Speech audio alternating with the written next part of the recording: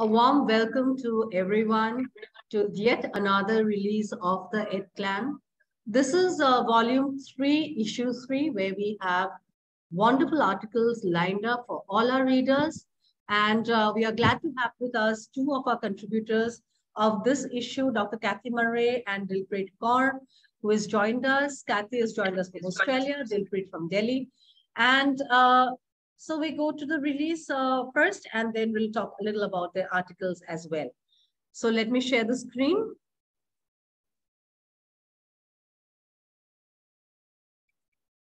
This is what our latest issue of EdClan looks like. Here's the editorial. And I wish everybody a very, very happy Navratri, though it's over. We're just over with that. And we are coming up with the Diwali celebrations very soon. I think everybody is preparing for that in India. And also abroad, those who are, all the NRIs abroad, they are possibly looking forward to this celebration. So this issue has a lot of wonderful articles. One is about a calm brain is a thinking brain. We're creating a brain set environment. It's by Dr. Kathy. Coming to her very soon. And these are our features and other articles that are there. Dr. Kathy is the founder of Future Strong Education Consultancy in Australia, and she has contributed this wonderful article. I would want to hear from her about what she has written and why a calm brain is important, in the learning environment. So over to you, Dr. Kathy. Thank you, Dr. Vasavi, and congratulations to ECDF for developing yet another amazing magazine to support early childhood educators everywhere. I'm very fortunate to have been able to contribute to this volume of the EdClan magazine, and my article is about making a calm brain, a thinking brain. My life's work of over 40 years in early childhood education has been about the environment with young children. And I've done a bit of research around the brain, and I found that when we align needs of the brain, developing brain, with the way we set up our environment for learning, we have amazing results. And I work with early learning centres all over the world, and they have experienced great results when they start thinking about what the child's brain needs. We always think about their developmental needs, the physical, the cognitive, the language, the social and the emotional. We always work around that sort of development, but I've added in brain development as well. And when we know a little bit more about the brain, we understand a little bit more about how to set up the environment so it's conducive to learning, and we create a calm brain. And a calm brain is a thinking brain. Now, the SET in brain set stands for the survival part of the brain, the emotional part of the brain, and the thinking part of the brain. And when these two are harmonized, the top part, the thinking part of the brain, can really shine. So memory improves, engagement improves, problem solving, collaboration, all of those wonderful things that we want to do to support young children all come into play, because we've worked out what the brain needs so that we can set up our environment in a way that is conducive to that. So you'll see in the article there that I've added a few photos to give you some idea. There's 3 pillars that I work under as well, and each one of those pillars has 5 or 6 elements, and we work with that when we set up our rooms. When I do the training on this, we actually physically go into the rooms. There's the 3 pillars there. Thank you, Dr. Vasavi. When I do the training with educators, we do a lot of the understanding part of it, and then we go into the rooms and physically move the rooms around so that it's more conducive to children's brain development. And I encourage you to read the article and see what you think. And I'd love for you to send me an email and tell me what you think, or any comments or any questions around it as well. So thank you, Dr. Vasavi, for allowing me to share a little bit. Thank you, Dr. Kathy. This is this is going to be an excellent read, and it's going to be an eye-opener for a lot of people out there who work in the early childhood setting, and yet, they need to understand how the brain and calming environment can be a promoter in the learning stage of this child in the early years. Then we have the articles from Vanya Pandya. She is written about school readiness. And then we have a wonderful write-up by Dr. Monica Diwan on the physical education during early childhood years. How, because children are so much into the virtual world, they're losing touch with a lot of physical activity, and they have, that's again a lot of problem that has developed, a lot of health issues that have come up with a sedentary lifestyle. So how important physical education is in early childhood years. Then we have Chandrani Roy's article on multisensory approach. She is a special educator, and she has written about learning disability identification, early intervention, and so forth. Coming to this expert speak by Maya Alfred Fernandez. She writes about learning environment, a brief understanding. She's got immense experience in the early childhood sector as an educator, and she has been with children for many years. She writes from her experience. And this article by Garia Siddhartha, who is a psychologist, is about the role of mindfulness in early childhood education. We talk about socio-emotional well-being. We talk about socio-emotional learning, mindfulness. So this article would give a very, very good insight into all of it. We have this feature, which is about our summit, which was held at Downtown University in Guwahati.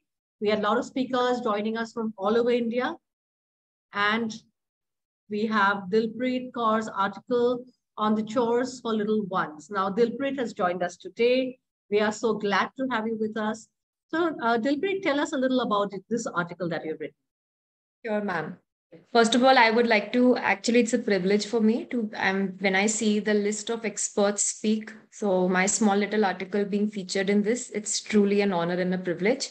I am really looking forward to reading all of them, because I could see that the areas that we are covering in this educational journal, from social emotional learning to physical education, it's so varied and such an important prerequisite and a requirement right now, especially when we are trying to understand early childhood education and early learning. Starting on with my article, as I am an early childhood educator, for the past 9 years, one thing that a lot of times, parents come up to us, and especially when they've reached, now that I'm teaching grade 1 and they've reached grade 1, simple tasks of buttoning up, these also tasks children are unable to do.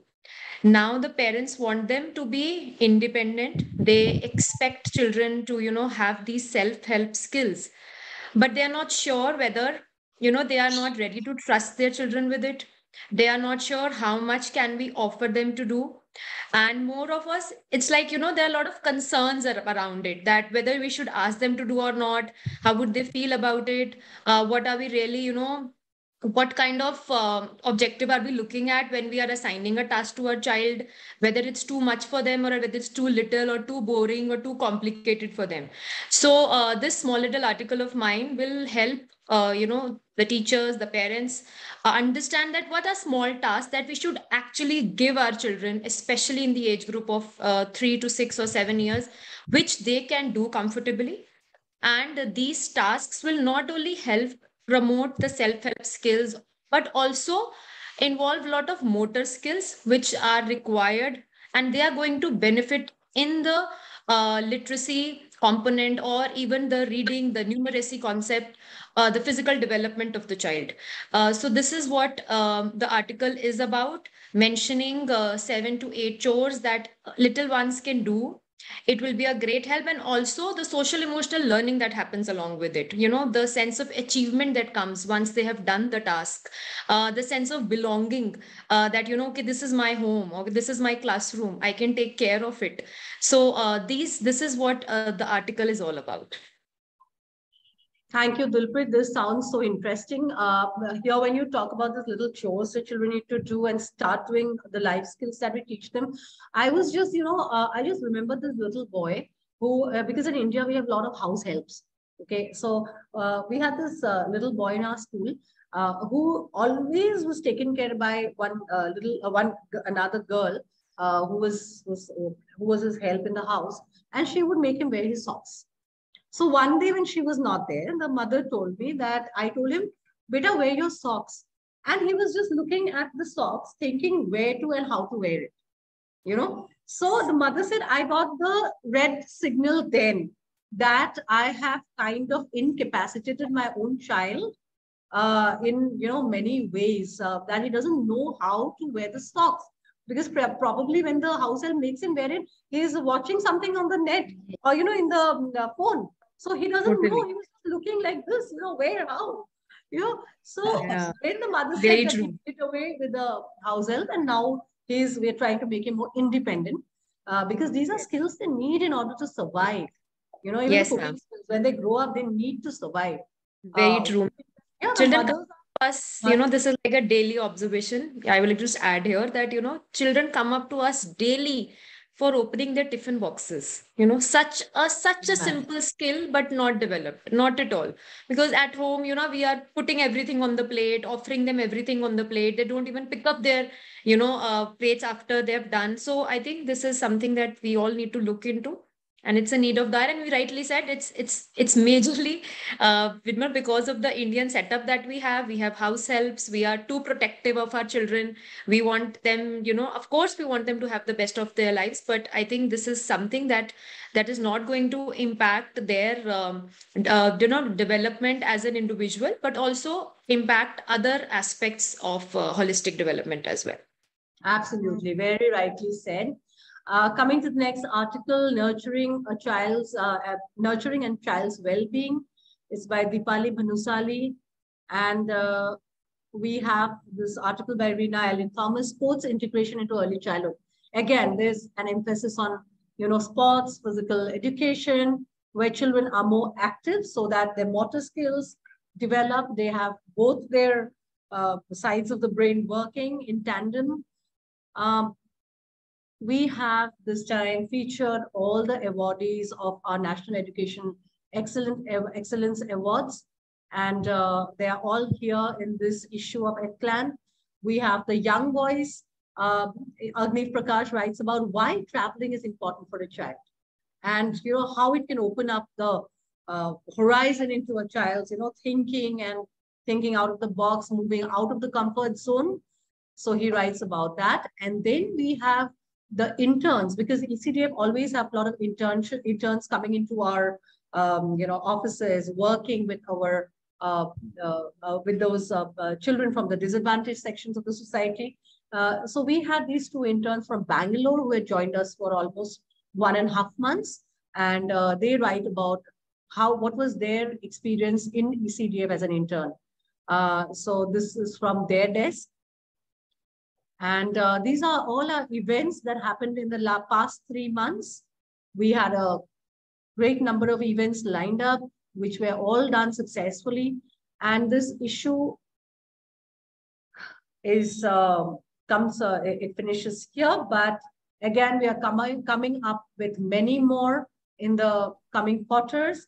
And subscription is open. The published version is coming soon, so we'll be delivering it to all our subscribers. The e-copy will be sent across in the email, so everybody can have a look at it, because we have a lot of readers who are waiting eagerly to read the issues that we come up with every quarter. And thank you so much, Dr. Kathy and Dilpreet, for joining us today in this grand release. And happy reading to all our readers. Bye. Surely. Bye, Thank everyone. you, ma'am. Bye-bye.